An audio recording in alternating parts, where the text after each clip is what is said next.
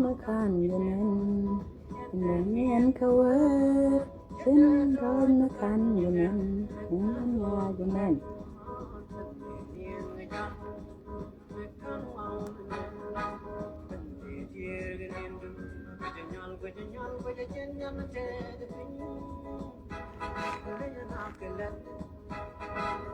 California.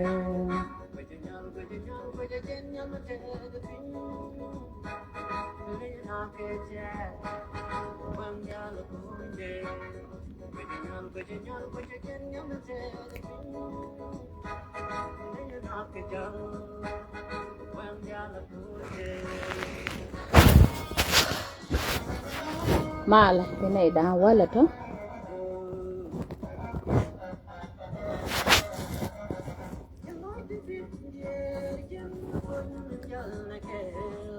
Anh bà tiếc sẽ đi.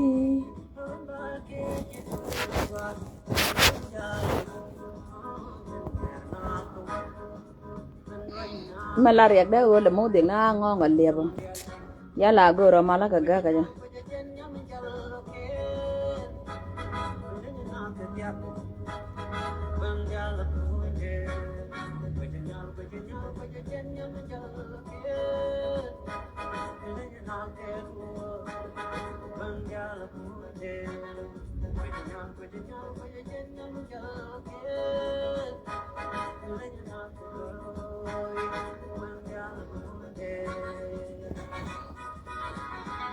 Oh Lord, hai ga cái là mua thì ga ngon. Yeah, mà là chana buda gua chian loi ten la 10 people nên cái 9. Đây ya loi ra cái 10 people. Cho có tung chene nó có tung nạc đa đó. Là nó đó cái gia tạ bắt cái mà gia tạ bông ngoan. Cái yêu gạch tạ bắt mà đây ngoan. Mala kwar mala poti ne dia la ti lo da te go ye chang me cha bai no shara ga ji yo cha la ra kwara ni ye shu kara so wi ji ni shu ga ji me wi shan ne na yang aja ngai kon bai bo lo kon ngwa cha na ba gai ka ro dan ban mi te ke chang mi shi ja ko dong di ri ta ka lai so loi ne dia len kon en gai ka bo thu chen bela ne do ko kien yen wang dia len go ja ten che gu men we run kan yen wang dia lam bienya go jante ma ani wang kun bo ko ka ja ko ka loy kun bo ka ja ko ja ka so bia palaga ko dong chia nen kareu ba de jenu jiran mi siban kareu te kiri den menong taram ga ka je bu win mo na me na ran te ga rek de ayang jeni dollar to bo you still have your own problem ayang jeni twaro boga rawa ngare wale ngumi jente ga America ipe le ne ideal rami jena I'm happy to my house, I'm happy with this and that, so tell rami la happy tiyo ga yo yeg loidu to li yo yeg loidu, so we all the same. So badan point la na ga jen ba ban ke nyen ka I hope chen sure not chen ba la I have no problem with anyone, but ta ka problem karanda ke but yene to yo chen wa ya ba ga ya ba bang ne ye ron ta le maguro te so ko me cha lat cha nen chare men cha gor cha la bible me cha gor cha jagor me cha gor cha kwen chira man do dia na kwen chika na comment cha nen and then me a video me cha lat bo cha ling already ne de to de chia ling to chang le la comment jo da bo jira mo ka china mo chia ling cha la da gwana ki cha gor gwana ti ke right but be comment ke we nan chi gwana ma ka jagor ga je ki men chira mo ja lat ga je chang le la comment yo ka ngi man an ku comment ga je you have no issue with that ko chalat me la lo ka lieng de kala lo ke la de nimi e dung ne na daro to dong chalat ne dang ro ke pon ka dong cha gor ba warar ban mi chi chop ka media is there post mi chi gor ki ngo mi chi lel ka sha ne yo cha le la wa chiem ka chi la dam na ran bo yo chang chu ro ten de la ro chi de lo dam na ran mo ande la ro ne ti ke video my beautiful sister and I have no issue with anyone now ki ne ka mi chi dot jok ba de le mi je ga ngong la mi je la na nyir ko win mo na pu mi te le na ka dor you have to stay away with that thing until le menang it no that is how the people live kajan the life no so me le ling li da la chan chang america ma ling li da jani ko man ke your own business ngai kon ni chang yes of course there am a man ke business but business rama mo then me tell menang it no and me share right pan ke video da it doesn't mean when la bana war la bana jaka diara ko ne chiangan bo ta kan da dia la to ko wa da mo ne batana la jig le liang ka mi jia ki boy ka mi jeng ni chang la ka ngong ko na ka na ma dit china ba ban leng ka facebook mi chi ben ko ba lat mi chi ben ko ba gak mi la ma la riede ka dori de den mi no gone ne nyin gun mon dia la to ka ri ka kan dia la ki ma cha ka le to da to to ri ne ne dia la to ke nyin ka ro da no it doesn't mean that the mi no gone ne mi jira mo ba metel manang tin tel ma di nang tin rieda mo na mo de nen ka mi acha la na pan ka dong chinin chaw garten yin yidi yin ma cha sara mo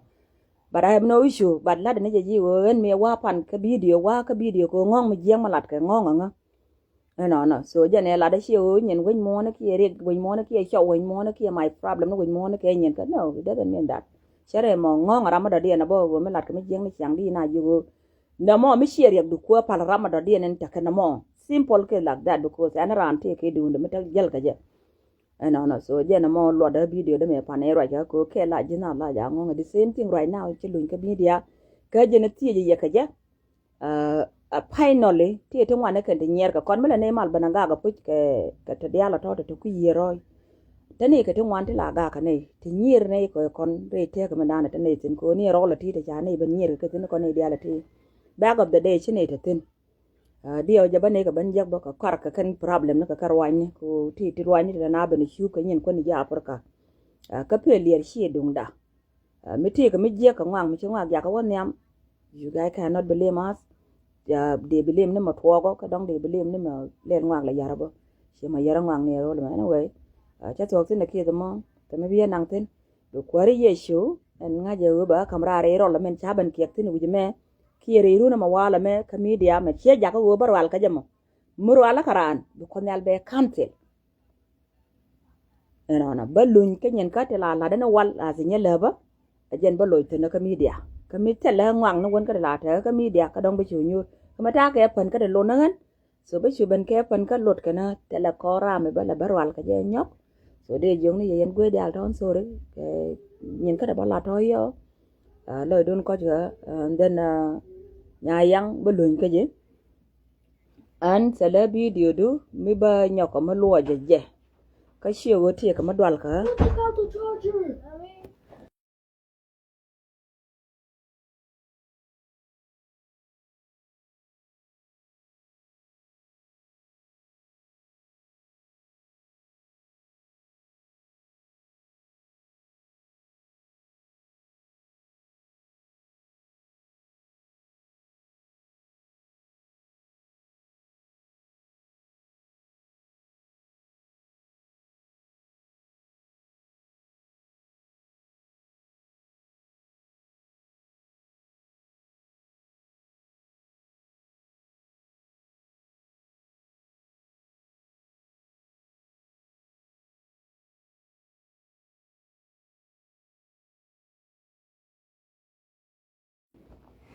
yeah so sorry cha ro da mi te nyar mi le pai ben do la ta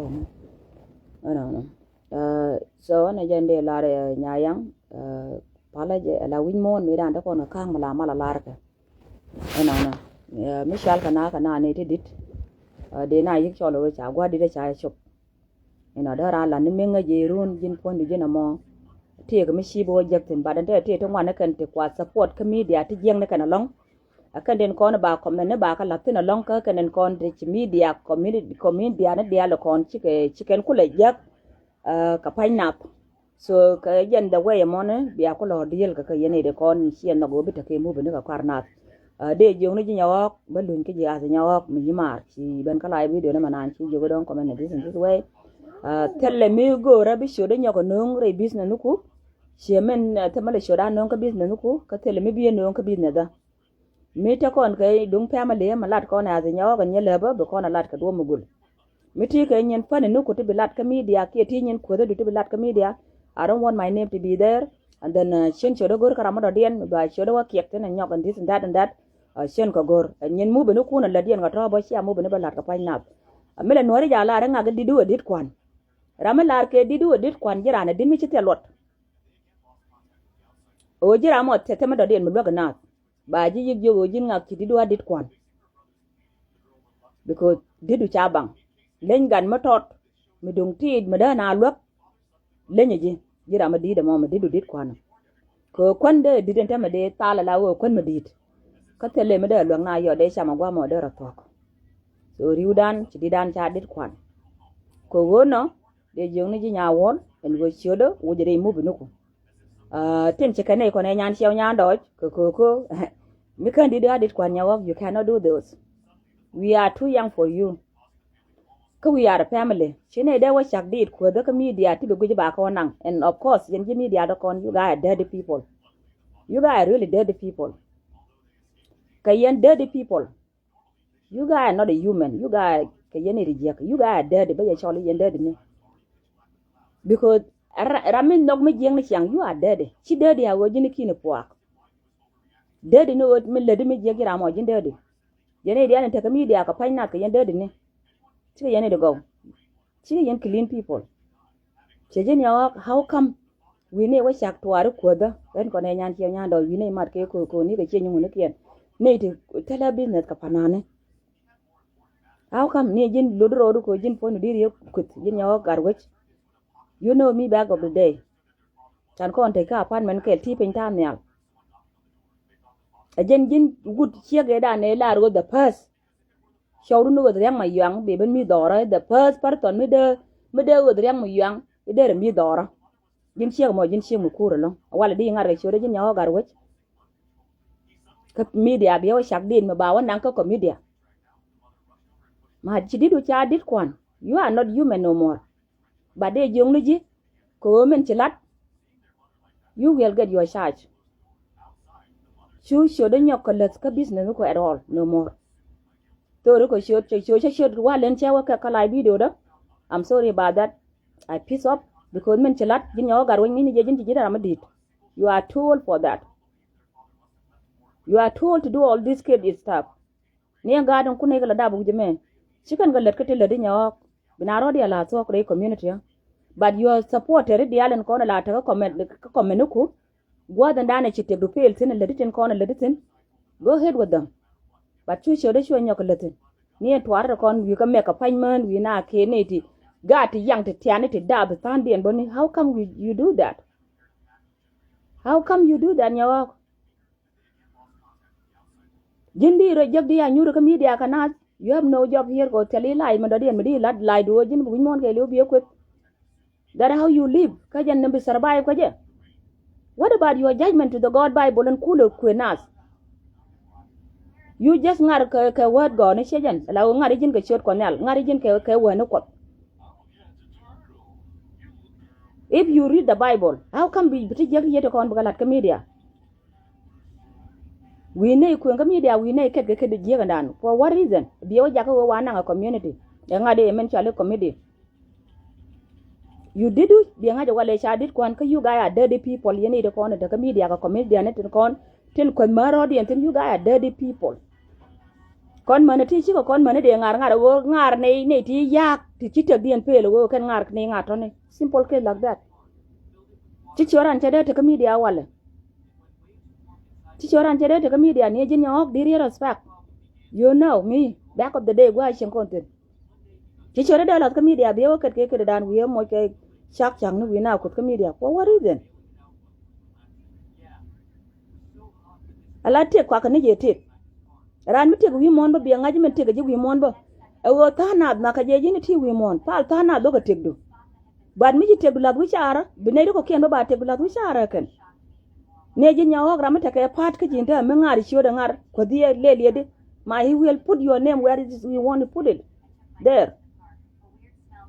How come di ne ti gad ti ane ti gad ko di ka ban ket ka media jin chieng mu dur mi di mi chieng mandan mi chi to ko te dia la ko di mene to ni de wo chi man ma do ke to ni duelu ande jong ni jimu wo to ke nyen ku ti nyogi le ne chu sho de sho nyog le do gwa mo jin de ji lo ko jin chiro lo ko di na ko ti ni chang mani men ta chiro nyog gar wi le do te wo le na wo te di ke chi gan te ka kan live mo ka wa da mo ne because te ta na ti chiro den je yar na ngode te ja go yar na community ni de ka ko for no reason ba community ni very important ne do community den how come de ka lat ka jor nyu na ka Facebook ba ban ko ti cha da la community na tar cha jan gwa jwa ni ne de no ba ban ko ko media mi cha la re ba ne ko kien bu ken wa botin so de yong ni nyawo gar bi nga today for nyele ben nyawo mo nga nyawo no wal ka ngi je no wal ni me jan ko ne ga gere na lan bi nga ja wale tek du chapel ka tele tek du ma nya ga respond no more Michela ne madan video du shaje ne wo ti ke 10 hour yesterday ka live video ne la bi ka bi ben okay so it's not good at all so they large as a big sister midit cheno gorba shopka all detail but ne madan kana je ka lada je na bada piece up because tini ti gati tiane chika de kut ka media bro wolle la wo kedina ka dit ka ba ka wannan ba ka las ka media do you guys think waje ni ye jogo waje ni bi show na du ka yar ba na wa na ka jogdu how much they pay you for that nyok no waje ni bi abu ka live video ka ta ka na ko ang bina ba na ko dika e ka kedina andi yo ket ko ne nyan che nyan do ko ko chini leli che waje ni kar ko chen kat ga jirun bo chen kan panando kon chen kwa je ke do you care te ko te li lai mo do dien me kare je ko la goben kulu kumen dir guji wo bu ko jiru ni chang jaje ket ki ko la lengo te len cho bu lo jong ni bo nya wo ge e tene menene so onde jong ni li my name alone me te ka song nu kutu meg don't put my name there nyawo ne men chilat point jin you they should put you in a court for that because they are in the document how come di now ket we now ket for what ngaji video ndo ko na rodi na ketene ne an pan chi kwet kan kwet I didn't curse you out because I respect you but chala na jimin la weakness du men chidale kan kwet tele te du me cha yar ka tele ngudu me cha ngar ba che yi luok la azara me di me chi me jeg dale how come we ben al ke video mo ngeji point de video ndan de nanga ko de ji nanga ko ke je ko la to me ko ti sin yo wude dan me ko de ne ga je me dan ana me wa na ka je ne ga shaitan wal ne ga ko nel ani che ko do tie ne e wo gwa di ne tim let ka te la da ka ne ko tim ka tim ka ke bu ko te go di le wi mon cha wore ko rundi cha wore ko run wal di te ko kien ta na da te yang ran li wanda ya ko da wo tie ka le da gwa di ne lo ni nin ka te ne rep ka ci ko da wonno che je da wora jak che da lo jak che ga ba chen bu ku ba ba ji nyodo jin kini magwa kini jala community ne lono roda tin kon ma mar ko na mar la ngai na ro de na mana wonna ti shwaro ko te to ko ken to wonni na rid dal ni kon je ki kon dal je how come mo yong na ro de no community why kadar why I stay away from all these things ko kan yong ye ye ne dal nuit ka ngak re we kana ka ngadi chal mangu kamer kamer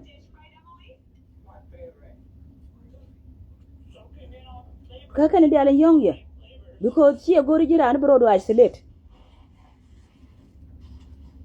so ko no ba shong na shena go ron wan point da ba walo ba che piece up ko she da la de manan you cannot do it ada nyam di ni ci konta kana ke la zara mi ci yen karan ke ada dai to lud rodien di cham ko kon ke ki whatever we do dinyo gar wo jan she da wa ket ke ken bi aw nang ne ka ngade ne ka media you cannot do that yang aja wala from today on Shangte malo do kanya garwe azanya leba kana nyawa bi ngai wala tele min lo do kaji no more but wo shodu wo ja todo video no kono ti de let kono ti ka media bi ko do la dok semen rame gore baran tu ke video de baran tu ke video chirana let ka je chane chur kon chane ko ngar ba jugo ti ko ma let ra mo ko na mo ko ni jin ko ne nyan chen nya do ke ko wi ne ket ke ken mi jeng wi re ne twara ne ko ken ko ne lu ku to ken how would you do that jin wuda me yo tele mala bana la di la bana we chu ala ji tele mala la di chen e dan ji kon ban la video de tele mi chi ba la do tu me to ngo bo okay ko rejected yeah ko reject kwan ya chen e dan ji kon ban la de tele mi gwa mi chi ba la de ne dan so then chu ro bi we chol ke ne we chol so wana je na mo an ba video da ba chongo gwa mo ko nyawo so but it's not good ran chi dap chi dong chi dit chi ti wan ken chi ga la re te ko wi mon so di mo gwa ba di ele kana mo ba lo ke girun ko ko ni ti ya ro ko ti che kan ba lo ke na to ru na ga video de me la ko na ke ya no ti ga live video gwa mo ya no ti ke ngang ni sha na ngang te li bele zin chang nyal ka te li bele zin wi mon gwa me ba lo ke bi jiran lam na gang ne ka tie ne je gang kon pan lu ga ni ji ko community ke liu chi wej mon ke liu ga ja nuer ka ngwan all these people ko duka me pal ga ji ko da ne ko ke ne ko me ka te ga ne di chi community di ye people those people chi ga bi balok ina ba da ben ko na afrika da ram chi cholten ko taram bi nyaado ko enten taram ba ga do ko enten ko taram ba point ko enten they none of your business mitanaten tele me gurtin ko tele me gur community na zargan so ni jene la no mo li my name alone ka you are moving chodde mo waji wonyo ko ne la wo chi nan ka media ka me ko die tin ka tele mi ko na la tin jin ponu jin yo gar woni je ngame changa dal wo ma ngai ne changa dal tele me dal tin gwa me wo ma 2 hours away from here ka de mo ana jende la ri na mo ta kon ka midwest kel ti ko ma ta ka de mo telle me dala ko de wo ko ma ka chere ma tele ma di dala bo bi ben ka di moy ka je bi ngaji na pon choda de mo wa nyo ko lieng bi ngaji ko ma barum tin sana ro dan bi yo ram mi chi ta ka ri ka ti yo do le nyin ka yo ka je la mu be na ka de kon chi kenen bana ka ta po de ka fa ne ko ken bana ro be ko me bi ken wa nang ba bene pe de gor ken mo ka je ki wada ber ko mi dia de gor ken yemo ni community am gor community ka ku ni community ni mer ka men te ken shikana kwanana those are useless and dead people Sudanese tilat ka tijiya ka kan mer society ka community ta ka lari juro ko kiyan tele community comedian mala ko dinna wuje me mada kono ka wasan wa comedian la lari na fanta ba dol shika tila kut kanina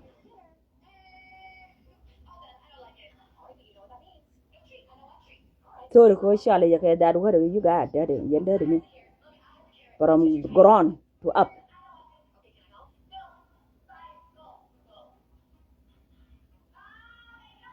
so an cha to kino gwa ma nyok ju ni ji chio da ka nyin ko tela mo gora ten miti ka ne ko tit mo ji ka comedia ko da an chi ara mo ron ko da nyen ka wode ga karan ke lot mi ta ka lot da chang ba ta ke video no kono ran bine te tin kono ran la ta video no ko tin ba nga jo ra mo sha ka ga shi wo wi mo na ka dit jinyo gar we la jinyo gar we wol point du jin mi che jen wo te du cha tet keng ni duel bat ku je te du jang keng ni duel che da la mar bi ku le te ni mela rana la ran ko ne ngago biye gu de ran be na pale ka je amen de ran ku la pale ka je mo ko chiora mo je no te ka media che la te no rodi che la ka media ka mi je de ran ku la be na pale de me di ku la lu ni ka ran ga je ran ben jogu sorry da kon kam dan da kon lat ka braro do ne ni yo la wo jel chiu da gwa mo ko dong tel mi sharum yaran shepan han kan ku bat cha ga ka me chilat bat kan ku da da nyawa mo lodo kara mi dit ka kan ku na la na ta ser ka kun te da tel ter to te kwan ji ke ne ka 93 na until today ka kun te da tel ter to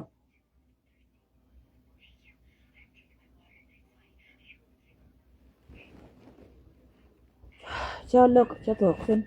tele me gore ka jibat don't name my name again meti ga me gore ka do mo dodian jan chalaro shoda mo waje wonyo ko liang ka media I will come there to mama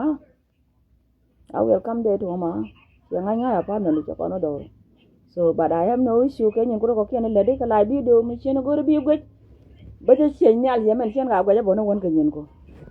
So, but I don't want to hear my name again. Chairman Chan and Guama Alaska community. More like New Alaska community. I'm serious. You tell Ramichi Akon look, Kawama, Buena Diodi and Kabana Wandian. Because the Walat, the Milana Moji Kishut, Kajamaka Kodika Bina, Bana Wanang, Kajabia Walar, Kakot. Pondu Junior, but what a check. To teach an a big joke, a cornet, take a roda, Bana Joganan. Yeah, she needed today wake a chicken video rodia. Young Shadang. Tell a ram, tell a young about young Palaka, tell it. Jana de la no chat to meda de la take Jeramo Chamasi Dushane right now. Chat I mean chat Dushane and a pop up Metaka live video. Chen Billeben Kameda de Benkan, one go coach at Amasi Dunan Dukini, you thank you. I could talk about you too. But coach, you thank you, comment Chabani. So just call me again, Ponda. I mean, check your doctor. Guruji. That's why back a live video near me, Baban Bangi doing your. I don't mean it to come with live video with it. But me team in here, Kadola and Alar, me and Bani near the young Mon, Hello Bani, because I like teaching Yaka now Yarakan. She talk on the moon. You know, so and then Canadian corner like you move on about that. They are dirty. They be a Michi, Punky and Tall, in the young. Baba la ni mu bene gwa me ka man ka pet bonga te ji rodian yar ka rodian mo gore ke na mo te bien me fe lo rudi so jira mo me na ande to go tung mi dodian but ko che tang ma se dunen ta ja pa ba bi po na da she na bulo to ko tung mo dong but you come 24 hour otherwise it's not going to be 24 hour because 24 hour na ne long jira mo me fa tag ma se dunen I think chi video na ka shiganen couple weeks ago. So be one young but then quite point to go. But check picture and I think that was 2023. I think so. Okay, 2024. So young one and you can come and meet face to face, but not anymore indeed. Coach, I'm not going to talk about you because young I do see my thing about you. She just be a yardaka. McKinney, yardaka. Yeah, I will come. Babin, Bamago, Babalaka showed my Babalaka showed. But me ko she attack and then me let and then shall go to be a shawl. Before can and go to about talk to go and gajaba talk again. Yeah, so when a jana de la and among Shenbua Barco, Ramo shall attack at her right now. And on Ramabaka, the Shenbok and York, Baban Bang in York, but I don't know the entire kids. And on kid the more butcher near kid the man who can turn and corner quick canaka. Comedian ni wo take a turkey and a pink curry. Sit down, I can. No. By be you could but in Chorodi, Alaka, Jorna, you can cool up and come 30 the turkey and pink. Pare long a shang, you may long a woman can live you get Canada, Europe, Australia. Ramata Pino. I ye order Ramo Chajak, but Chaja Wida. I mean it. No, tell Winnie Kun, but Chaja Wida Wame. Ramichi boy mela hanje sister man mo beautiful man ci adam e wal mal ni ci endo kwal so ngwamo chaje wida gwame so ko chaje wida gwame I got everything so jen pa tag on tema jen bo live go ro ba jaw da ling ko cha jaw da ling chenge When the boat chol chang ka Facebook no rami miti ga de boss dia ben de boss kan kun yen dia kun wa ne dia ko cha ngak cha ga balat ka penya bai bolong do cha lember bodop abaje chwa penya batay ci boy da namer te kuir ka na ka pai badak te nyut ko nel ka wo kan dial ci ka pen gwa mi kien from today yesterday finally chamen gora me longa ga bi dia ka chien goro ba nyo ka nyira ko ya ne nyira kwai thank you tela gwa bogotin ya tela gwa bogotin nyama ba ndi da tela gwa bogotin ko kon kot ka ne ka kwar ti jek cha la ro this time I will make sure go bagwa wichara kie be je wichara lenga ko kon cha ka ngwang ka kot to ko ka tar kien ya goro ne ma wale ba tar goro ba ngaji mon ke li wo tar me ye tar ndien chi taran me cha turu no chi taran cha turu yo tar kama la daga na do kie mala tangu dim ko jema me cha ka ling ka cha ka nan ko nor la te ka me nen ka wang dar wai ne me ko ga je tin be le ne ka ang turu le ye lar mare nye le be nya de ngula do ko tin ya ka ang turu le lấy nó càng turu lấy that why ko ga jetin ko ba pale ya watarek cha ngaj wi mon ke liwe men la nyala ba ja goro ka media Japan gwa de yes siala ba pal ba no ka yen he ne to cha ya kam 24 hour mi sia ja na ko cha be nyer ba ka Facebook I have to come ba balat ka ba la no re ke liu ka ba ling ko te la ta pin tare to kana ba nyal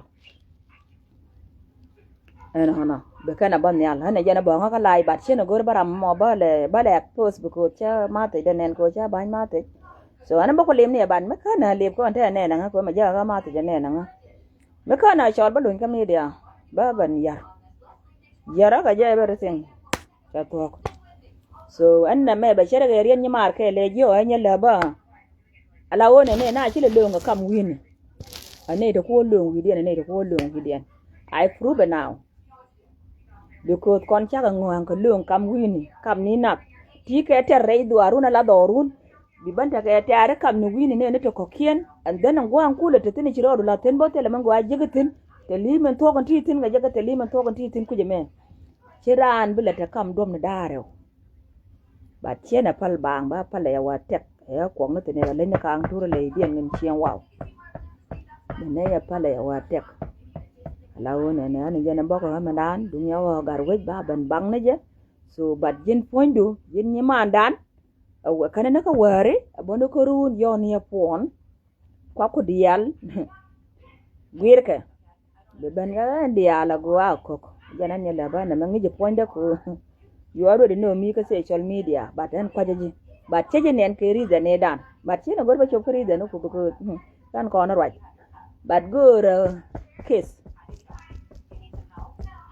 an playing game ne cha play ku je me wala play ku je mi run ya play ne run ko an wan chen ga langa de diala to that why lan malagak lan agak ko je mi kwa mo ke game ba game ba na te tin ro la go no duor ba lo da ba kon go that why ta tare na me ne ka pai ba ngwan ne ka pai ba dek te nan ka media ga ku de go ro be finish so wana je na mo ji kwat ci lo da cha to ka yene diala to ci yene is smoothing people ku ni ku dial te kon ba do jang ku da kon ji mi wet jang ka problem ne ji go ma ko ma na maras ka jen gwa problem no ko kon ji wo je me ajen gwa anta yi chu ne dial ku le ga tin ke nu man ka wu ne ken ke le chi nyu ne ken ke le na maras ka jen gwa anta ka tin problem ne dial so ngwa mo tane lot kon na maras ka me 290 mile per hour or 190 mile per hour whatever so and then ke mile yo me we wa geri yo about 200 about 2 hour and 50 minutes according to way gargaji yeah 3 hour but according to way gargaji because the painter is now so na wa shi mun da yange tin musun o ya lara ne me we ta ga ma ba ger ba shop ko ma yeah my 4-wheel drive gara tala reptin my car 4-wheel drive gara tala raba ta ka mate ka ma ba ta ka ma tu tama ya je ga ma but I think solution ba go so I need a picture on the media 1 2 3 4 5 6 ba ta inda ba yu garten hey wani wa shen wa tin chang do arian ka ba wannan so and then ene yende lara namo wimon gano banaro dia la tok nyen ka lan ga la dal to pode la len ko mera ne le ne wene ne ba lo ke nyen ka te wal te la da mera te ke ni ko de cha ko ne ga ja yo nya boy woni yo fa la ka ala wene ne a ko lo ko na ga ja cha woni di cha ka ko na ga ja nga e nya ke le lia e ka na nga e ka ne nya chan yo wol có cho nha chả nó chả lê đi ai tiếng cho nha chả nó chả lê lùn đuổi mạnh chập cái lùn đuổi mạnh chập cái cho nha kề đó chả quay cho nha kề đó chả lê đal phật cái đal phật cái chưa được đi thì thôi quên này bên này là bắt đầu nó dai như kia nào wal cái đal phật này cái lùn đuổi mạnh chập nó kia cái gì bên này là bắt đầu nó dai như kia nào wal but can it tin because can chưa được nó yen gear can là nó yen gear can jog nó yen kit kanete ya nyewe gor nya ngula do manya ma nyewe yalken na te di ngola do manyo we yal ken goro ba di da la kon chien yon ngoro ma goro te ma ngonga ne goro ka we yal ken di jatin community en chi dang nyok community en chi dang nyok ka jatin goro te ga riek ne te ba di da ba la kon ne nyok ko nyang we yal ken dora so den ba la ken ba twar chere ka men go loy de ja so tala riek na ma ne jan de lar na ma je loy de tes yo ra ma cha tai tin loy don ko ne de kan tai bo tala me go rietin bo ke de mo e ke mananan bad ba yik la de de ni ke la de mo bia lu ngan jok information e du nda tele riek an gwan information la information shwara der tin na mo no ya ba ba na lo ya win mon te kya bi yaran ti pil che la ne ke do wani yo cha to ka ke do won ya la de ne ke I don't think so. One day, but I nyak ni ro la ma ka na ji la de na ma. I don't think so. Yeah. So, ada na ma na. Lâu siang mới chịu. Okay.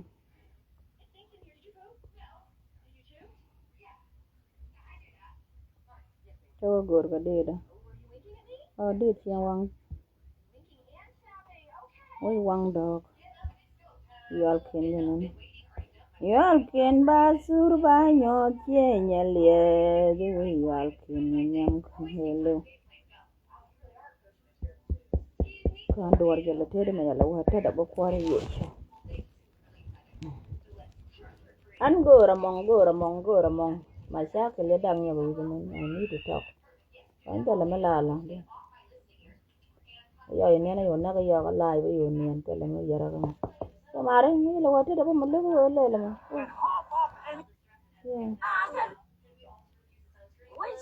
Ba te we da me ma da ra ri ken chang e chang mai. We da ba te ya ma de lang ye ke lan da no we che yo le ga yo ni ma. Ai po ye we ba te na nya ne me yo ba na we la do we che yo ba te. We yo yo ya we an ba te.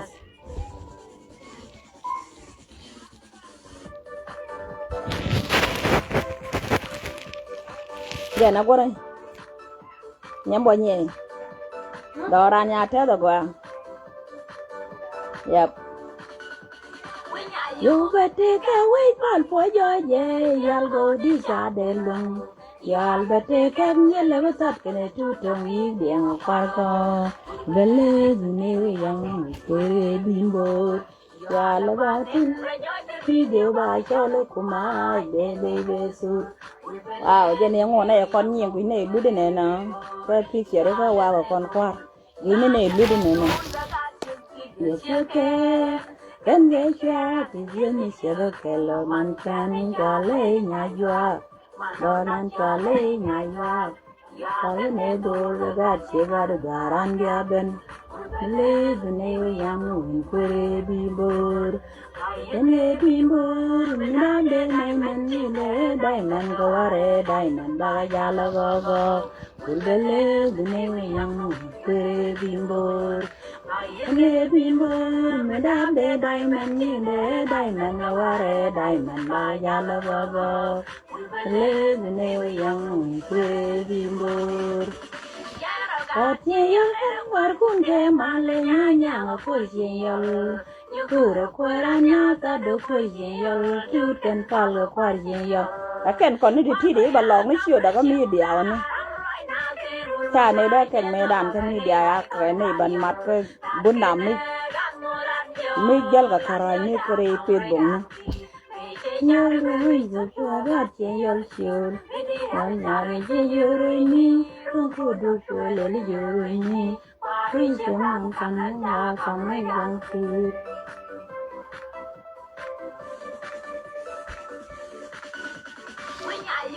Teka wipan pojoy je, yang di sana lang. Yan beteka ngela besar tutong India mangkarko. Bale dunia yang mengkiri bimbur. Manen yo kiri wa cholo kuma Yesu he bune yang kure bimbo Manen dol Manen dol gaga chegadi I know kia jen yana ka ke tin people lakin kala rekan balo mo I have no work tomorrow balo daga live video kala rekan me ana tin kai la leng kwana wona ne okay individual dol kana shi ambe je we kala ga dol ta no kai la leng kwan ye ka dai ko community na kon chen yin kia na ngaje la we shi ambe je we kala do len di to no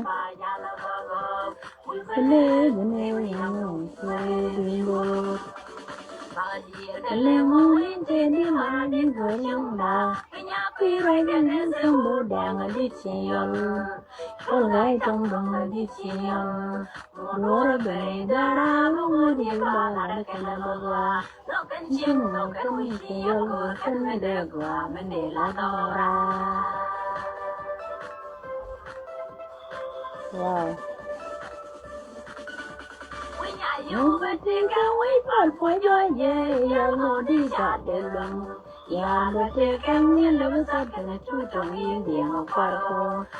Live in a young, pretty bimbo. Man in young video, I look my, then they will suit. Live in a young, pretty bimbo. Oh, yeah, and don't let you give yourself care. And they share the dinner share, hello, man, and your lane, you are. Madonna, your lane, you are. Yagan, they know that you are a Garamiabin, Ubeles, and maybe I'm more. I am me more, Madame, Diamond, and I'm a diamond, by Yalago. Live in a young, pretty bimbo. Baby moon, Madame, diamond, diamond, diamond, by Yalago. So, then bây giờ có là lo liền bây giờ wow đã là tôi cho nên nó có là lo liền cho là live video then chỉ video đó cho tôi qua có mà là post but what do community ya come 24 hours and then những mình thứ điền như gura cái gura panh kiên chắc là come 24 hours I need to close my case I need the issue problem and tanga la video go yana ta kwa na yagen ko no man sejan it's a big problem but me la da problem la da je she easy but she easy not easy so jana de la ra namo we wa do ko yana da go cái là me do ka ye ba da kon ke ki no to wana la ki no kon nan kon ye la na to ra twa ta me ba ye ban yigo issue no ga to ga ka ye la na to ga twa sai ba mara ga mo issue no kun ka ya ga look. But I don't want to do that. I don't want to disrespect you guys. I'm still wait for you guys. Tell me about your so, but go to telephone. No, we pack a taram yoda ka wale. Milaran family na mo ka taram yoda kurun. So weekend, ya bu talk bang. I tell me to work the weekend. One weekend I got the bapal. Mo why up al worry? Why up al Friday? One weekend I see no pal. You see a community what do check. Jen gora ma mu etel gud wado gora no gud chen gora shek wono wado gora no gud wado ka mi jen chen ma ngwa ko ye yoda ka gora na mandong mi dit chen gori yam de ala ti gora na mandong mi dit mi jen bi yoda ka mo ba ba len loide ki gud wado ba yoda ka mo gora mo be gora ki ma gora mo be ba la da ki ba la da so jen gora na mo bat ko ne ti lo da ka that why len yoda ka pin bat mi chike na ngajo lo da ka wo ta ke issue ni ti chiro lo to hat ka korean go re solution dian be kana lad mo ye na mo what we can mo ye na wo shoba taram she yo da ka forget everything ba ye jogo forget everything rana gorpen tela ram nyaga ka lep ka taram nyaga ka liang ka tela ram tengudi kana na from today sha live video da ne no akana na kama bogoro yo shang we yo da ka ram mo batu Siang abu tada pai botu, and then ngaji je ba la na mala na mo but go resolution kaya mu we te te ran dun mi ci ben ma la ra ma thok ma la ran chiang wa mo tala mananga ka ki no kon ka tara mbiyo chol ne week tara mbiyo chol ne week ba ba ka nyok tala ya shara mbi ba ling ne week no wiyo ling ne week bi jaga la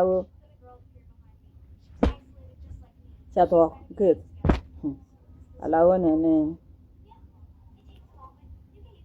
bi ke che chu to donga de ke ne de to kwa de wala da ke ne de chen yo donga de shu ke na ro de mi ate no ngwa mo de shu ke ba chen ma cha ke le go che ma lo nya ra na ja na awa ka ne ti awa ka karama gura an bona kan ka live video an ba ban ko ne ro da ka ke ne da ta ten ka nya yang on te le shu da ma gura ko chen na gura bi na panan ka live video chen na gura bi ne ma ngo bi ne chali di comedian no ba jal ka Facebook. I don't need my name to be there. Sure, them will karama take you at Wame, Metane, Kelka Midwest,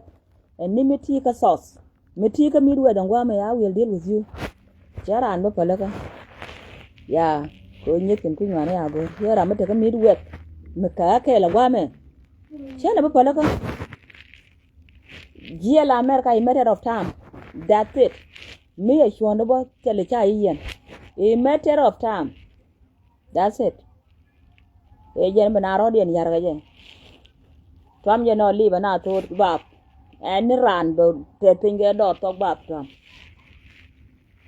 tala rama palga so ne yande la na mo nyama gwa yon ya ka ni man to chien waw gore ye ware wo yana pa yan chia waw ko ware wo yana pa gorun biya mi gor yana biya gorgola otherwise tele me do den biya la hoge ko dun mi gori yana mo wayan lad ke lango je gori yana mo lad yana ga tok shaini lad yana ga tok America lad yana ga tok gori yana mo pega ko ramba rom ko ma an ajene pega ten ba tie ke de nya wak tin yo e ke de ma den ko ke na kare so ko ya chole ni man tu jan po ne nya wak ni man tu so ane yana pega ten na mo chalo de ya te talpona ga ga je te bin ne de boran ta talpona ko ke ne ba lo yo ba ne ten yo kwar mala podia ta ke mya la leung ne ma la leung ma le ga ra ku me ba nga ba ra la le ba ra nga ba ra ba chi ne ba le sha la wale so chilo de chate